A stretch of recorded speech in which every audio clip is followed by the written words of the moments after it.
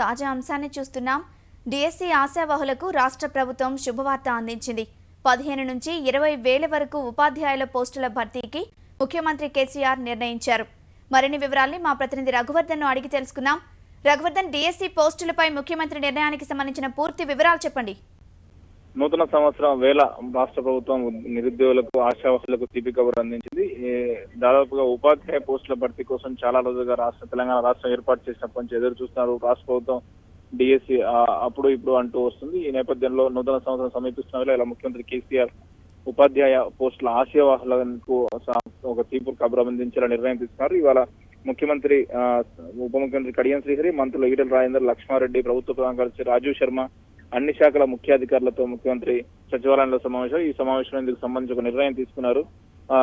ఎన్నికల సమయంలోనూ ఉద్యమ సమయంలోనూ ఇటువంటి హామీ ఇచ్చిన దానికి అనుగుణంగా ఉపాధ్యాయ పోస్టుల భర్తీ చేయాలని ముఖ్యమంత్రి కేసీఆర్ నిర్ణయించారు. వెంటనే ఇందుకోసం ఉపాధ్యాయ పోస్టుల భర్తీ కోసం వెంటనే నోటిఫికేషన్ జారీ చేయాలని కూడా ఆదేశించారు. మొత్తంగా రాష్ట్ర వ్యాప్తంగా 15 నుంచి 20,000 వరకు ఉపాధ్యాయ పోస్టులు ఈ డిఎస్సిలో భర్తీ చేసే అవకాశాలు కనిపిస్తాయి. ఈ మేరకు చర్యలు తీసుకున్నారు. అటు పోలీస్ శాఖలోనూ మరో 9,000 కానిస్టేబుల్ ఉద్యోగుల భర్తీ కోసం కూడా నోటిఫికేషన్ జారీ చేయాలని ముఖ్యమంత్రి కేసీఆర్ అధికారులను ఆదేశించారు.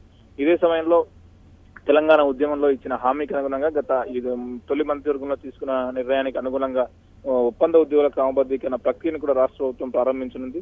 ఈ మేరకు ఇవాళ సమావేశంలో ఒక కీలక నిర్ణయం తీసుకున్నారు. ఇచ్చిన హామీకి అనుగుణంగా ఒప్పంద ఉద్యోగులను వెంటనే క్రమబద్ధీకరించాలని ముఖ్యమంత్రి కేసీఆర్ ఆదేశించారు. వీరు ఇప్పటి సుమారు ఈ ఒప్పంద ఉద్యోగులను క్రమబద్ధీకరించిన 50,000 మంది ముఖ్య లబ్ధి చేకూరించి వీరంతా కూడా ఒప్పంద ఉద్యోగాల నుంచి రెగ్యులర్ వేతనాలు పొందే అవకాశం ఉంది. ఇదే సమయంలో పొరుగు సేవల సిబ్బంది, హ్యాండ్ హోల్డింగ్ ఉద్యోగుల వేతనాలు కూడా పెంచాలని ముఖ్యమంత్రి కేసీఆర్ నిర్ణయించారు. ఇక్కడ నుంచి తెలంగాణ రాష్ట్రంలో ఒప్పంద ఉద్యోగుల వ్యవస్థ ఉండకూడదని ముఖ్యమంత్రి కేసీఆర్ చెప్పారు. ఈ మేరకు జనవరి 2వ తేదీన ఎల్లుండి జరగనున్న మంత్రివర్గ సమావేశంలో ఆయా శాఖల వారీగా ఎంతమంది ఒప్పంద ఉద్యోగులు ఉన్నారు వారందరూ వివరాలు శాఖల వారీగా అందరూ అందించాలని వారందరినీ కూడా క్రమబద్ధీకరిస్తారని ముఖ్యమంత్రి కేసీఆర్ హామీ ఇచ్చారు.